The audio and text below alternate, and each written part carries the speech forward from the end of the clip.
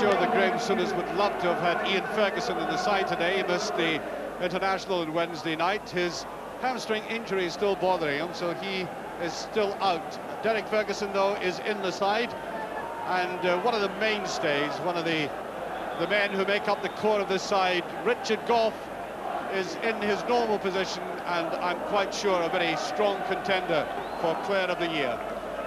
And there's a Hearts side exactly the same that beat Aberdeen last week, and I must confess, one of the best players this season, Dave McPherson. Quite outstanding, got his first full cap on Wednesday night at Hampden Park. A lot more to come. And there's the referee, Jim Ranton from Cowdenbeath. Well, this is the afternoon not only of a football match here, but of transistors on the terraces and the stands at both grounds.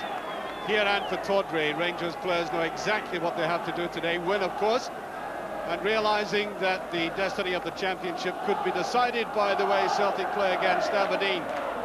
Hearts have already stated they're not coming here as sacrificial lambs to the slaughter, although they have to do slightly better than that in finishing.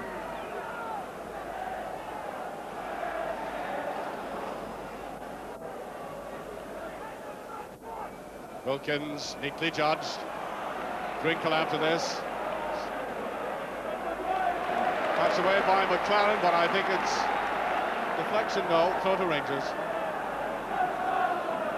Bell Stellan playing in that midfield role of his on the right side of the park. There he is.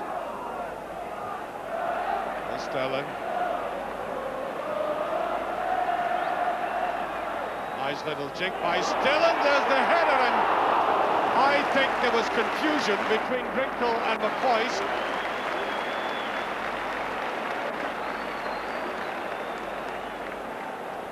Clearly, both of them wanted that ball. Now, whose error was it? I think they both put each other off, and maybe Drinkle should just have slightly stayed out of the way. Galloway laid it off beautifully. Now Eamon Bannon, no offside. Bannon going in and Butcher. Superb and effective clearance that. Always a dangerous one going into the penalty area behind the player and tackling like that. You had to do it clinically, and he did. Sterling. Stevens, very good move by Rangers. Still there, Drinkle is with it, and it's just over. And thumbs up from Andy McCoist, an acknowledgement of a quite excellent ball. Always danger written on that one. Not coped with well at all by Sanderson, and Drinkle getting underneath it. Well, the singing on the terracings is perhaps causing more activity than on the field at the moment. Nothing much happening in there. Andy McCoist, I think, fouled on the edge of the box. That will be a free kick. Should be a very interesting situation, because there are players in that team who can hit the dead ball superbly well. Walters is there. Wilkins and Sterling. And there it is, and it's in! Beautifully by Sterling.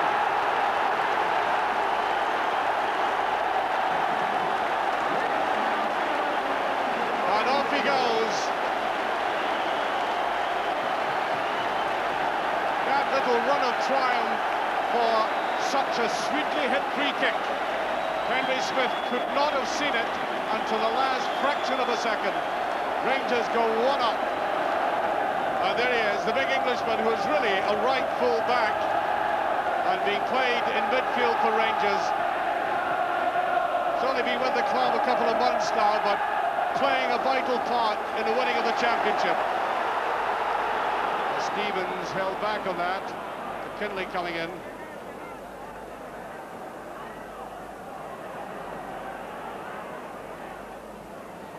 Black pouring in on this, wanting a 1-2, and gets it beautifully. Well, that was a very good move by Black and Ferguson. Good interception, though, by Richard Gough. one of Hart's better moves in his game. Black at the base of it. Look at the 1-2, quite deliberately made, and look, Richard Gough in again.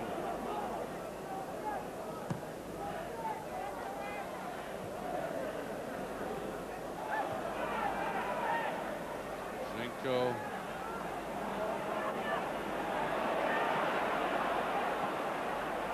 There's Emmett Bannon. Rangers certainly not in the game at this juncture with 6 minutes to have time. And that is the first clean shot that Hearts have had a goal in the past 20 minutes.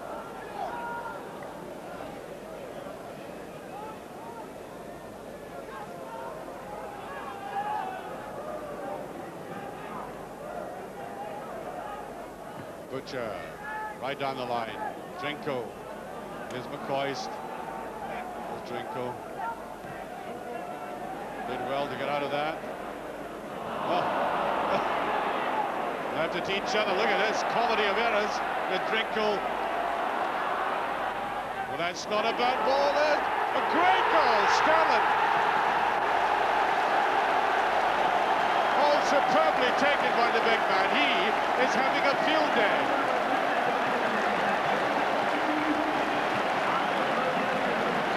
Well, I think he wanted to climb up to the audience. Beautifully weighted cross there and flush from the forehead right into the rigging, as they would say, and the crowd love him, and he does in return.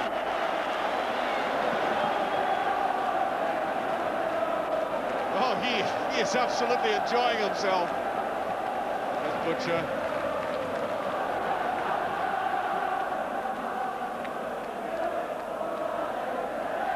I said Rangers playing well within themselves at times, never strained. Here's Sterling.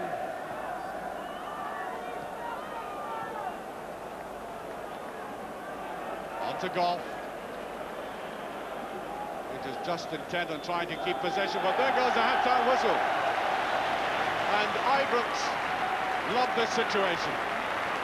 And there is a man who came as a fullback to this club, or as a reputation for a fullback, and is now an accomplished striker. So Rangers supporters who now have a new hero. It really has been Sterling's afternoon so far. That first goal, a superbly struck free kick. It really was hit very sweetly by him. It whistled past the goalkeeper. He really had absolutely no chance with it. And then a goal that Ali McCoist or Kevin Drinko would have been delighted with themselves when he rose majestically to head the second. Hearts really looked right out of it, and it's all a case of what is happening at Pittodrie. Well, as we start the second half, I'm sure Rangers will be very keen to know what's going on at Pittodrie, apart from anything else, and I'm sure Sterling will be after his hat-trick as Walters picks that up. Mark Walters, whose superb cross brought about that second goal. Ian Ferguson forced way back. Here's Galloway. Well, that's a useful ball indeed. Cahoon is up, and that is just past. And the Rangers defence, well, both the goalkeeper and Monroe looked at each other. That really bothered Rangers. And that's the worst moment they've had in the game so far. I think Chris Woods thought that Monroe was going to get that. I know Rangers supporters don't like the way Rangers occasionally play it round at the back, but they've got very patient about things, and here's McCoist. To Cohen! Good effort by the youngster, followed up well.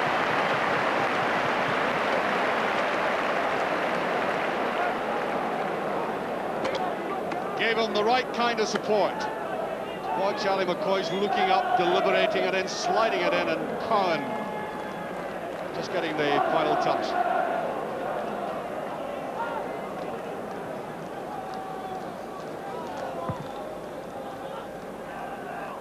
Sterling, wistful ball. Walters after this. McKinley with him. Good tackle by McKinley. I thought that was his ball as well. Now Walters, Stevens, Sterling, very tight.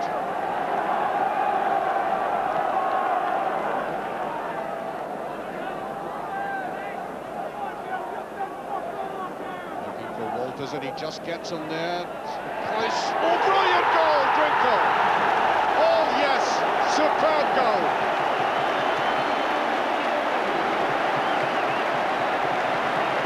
We really have seen some magnificent finishing from Rangers.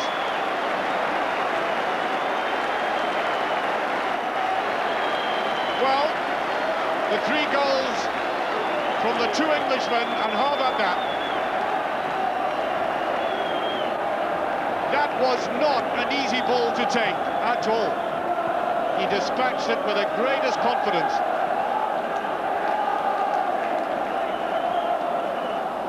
Well, it's all over, as you say, bar the singing.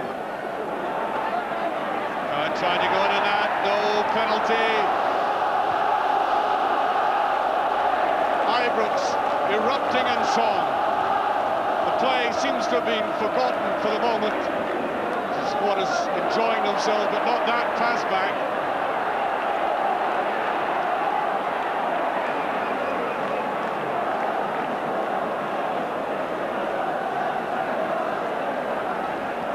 Shot won by Eamon Bannon.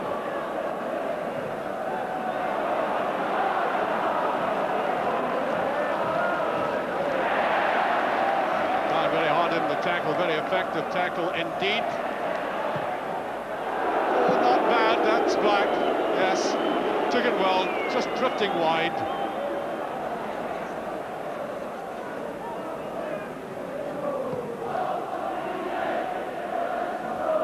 Good header by Dave McPherson. Not quite getting it through.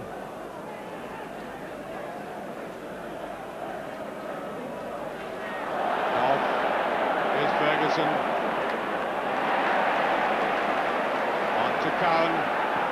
There's a race forward, no offside. Drinkle.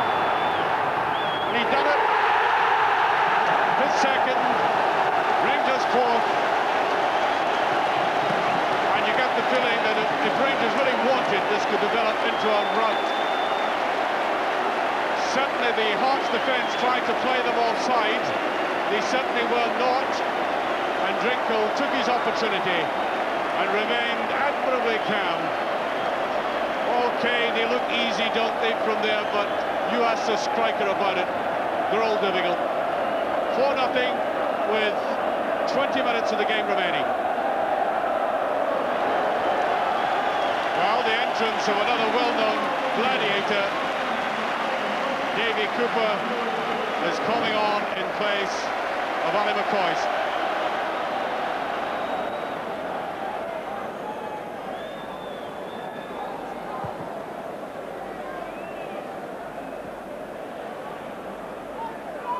Up goes Sterling. Ferguson. Sterling running forward to this.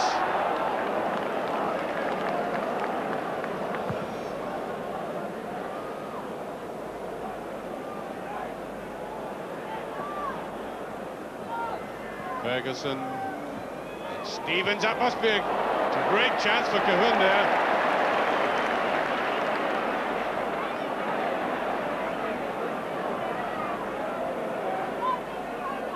A gift to Cahoon, which he couldn't take.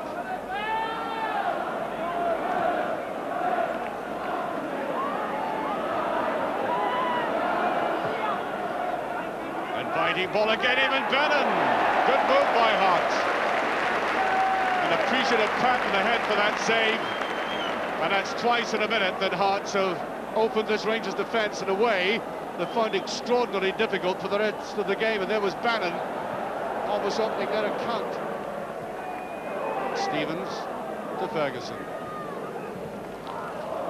There's Walters. Run by Walters, who did that brilliantly. Well, he gets a standing ovation for that. He really has been at his best today. Just a trifle unlucky at times to cap off some marvellous individual skills.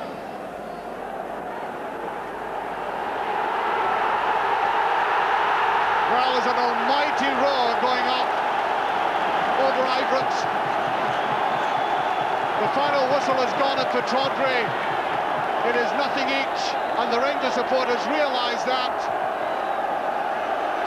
I'm not sure if the Rangers players do, but the championship is Rangers, or technically speaking, they're 4 minutes away from it. Ibrox has erupted. The draw at Pittodrie, which the supporters all round the stadium realise has occurred, means the championship is so near. Drinko, Butcher, laid that out beautifully to Sterling, away he goes.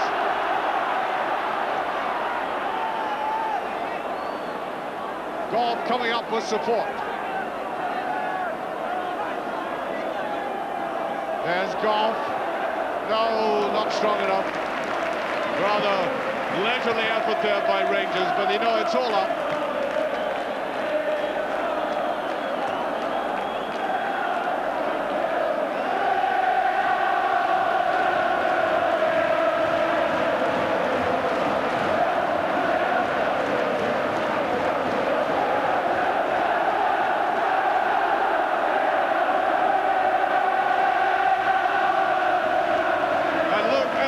Supporters. 90 minutes it says on that digital clock up there. We still make it about a minute left, but it's all over anyway. The triumph for the Ibrox club is complete. There might be a little stoppage time as well, but it is now the time for expansive celebrations. They're ready enjoying themselves. Nevertheless, I think the sound of this final whistle will be very sweet to the ears of the Rangers players.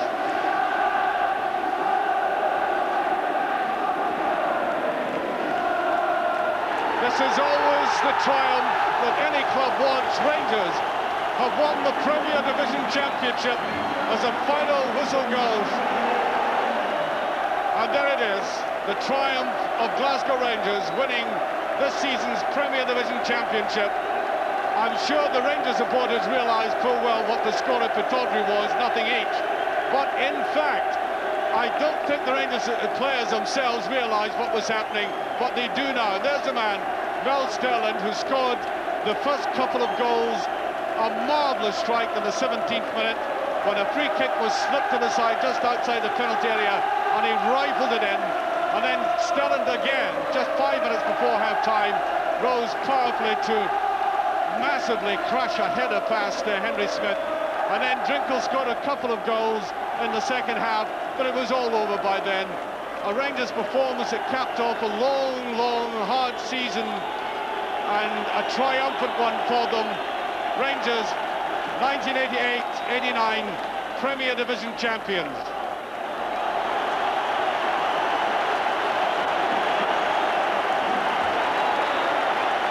And there, Terry Butcher, who must be one of the greatest captains ever at Ibrox, and that really is saying something, enjoying to the full this moment. Rangers coming back onto the pitch to savour the triumph. Young Tom Cowan there, perhaps wondering what has happened to him. The Rangers supporters, one of the most loyal in the country,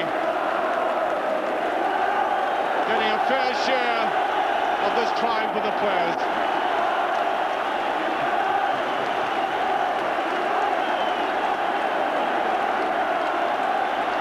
It's been a long, hard season. That's the last time they won the championship. The flag gives an indication of Rangers' power in the land. Celtic winning it last year, and now back to Ibrox again. And this vast crowd in the throes of enormous celebration. Well, Mel Sterling started it all. I suppose if somebody had said to him at the start of this year that he would end up at Ibrox doing a lap of honour for the winning of the championship, he simply wouldn't have believed it.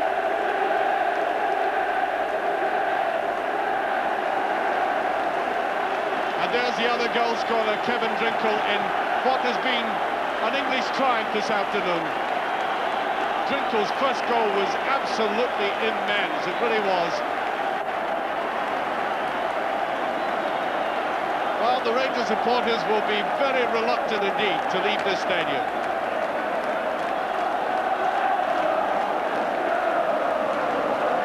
Well, I wonder if it suits Terry. Wife might not think so.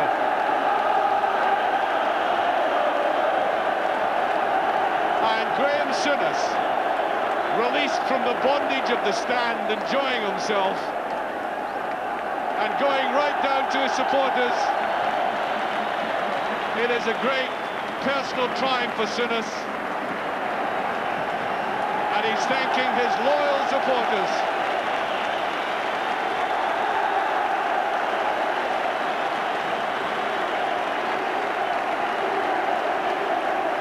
He is on cloud 7 at the moment. Well, I suppose they breed them young and loyalty, both sets of old firm supporters. I think he's slightly overawed. And the Rangers players are now down with the handicap section. I've seen them doing this before. It's a nice gesture. And there is Ian Durant, the boy who's missed out so much this season with that cruel injury, and who Rangers are patiently wishing to nurture back to full strength.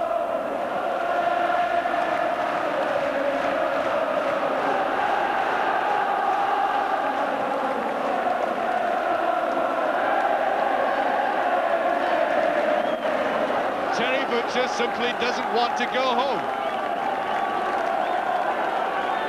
He likes a triumph, does that man? And now we can link straight into Dougie Donnelly and Mel Sterling. Mel, for a professional footballer, this is what it's all about, isn't it? Absolutely brilliant. You know, it's the first thing I've won in my life, and absolutely brilliant. Can't believe it. Obviously, it's one of the reasons you came north, was to enjoy days like this. That's right, yeah, I came north to enjoy football, play European football, and obviously win the championship, and that's what we've done. What about the bedlam, though, the atmosphere around here? It's unbelievable. You know, first game I played against Hamilton Accies, I just couldn't believe the atmosphere. But today, God, just listen to them. Unbelievable. And you had 2 goals, of course, just about the icing and the cake. That's right, yeah, 2 great goals. I enjoyed scoring. I used to score many goals at Sheffield Wednesday, but to score goals up at Rangers, it's absolutely fabulous. That's 2 legs of the treble gone then, Mel. What's the chance of the hat-trick? Well, we'll have to take every game as it comes, and hopefully let's go to Andon and win the cup. Well done, Mel. Come in, Terry. He's just saying he scored 2 great goals. Would you agree with him?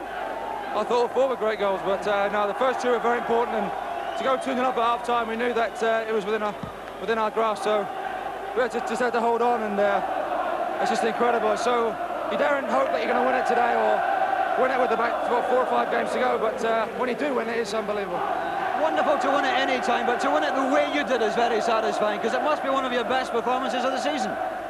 Well, a little bit critical of the first 20 minutes, but I mean, who cares? We won 4-0, but we did play well. I think we were hungry for success, and all credit to the lads. It's not necessarily the whole 11 people.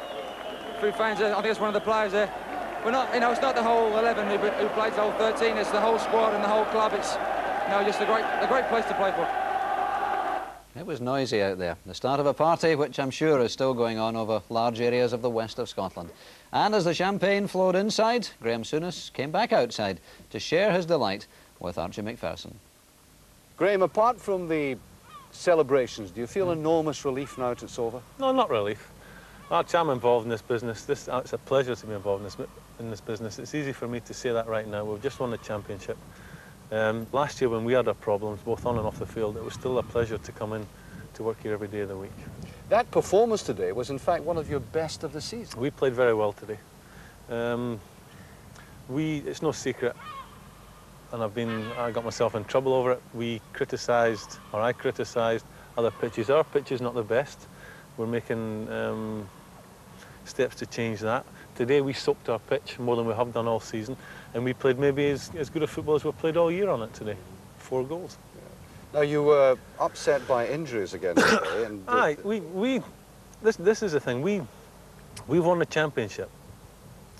We had the whole midfield not playing today. We had Ian Durrant out, we had Ian Ferguson out, we had John Brown out, and Ray Wilkins came off after 10 minutes.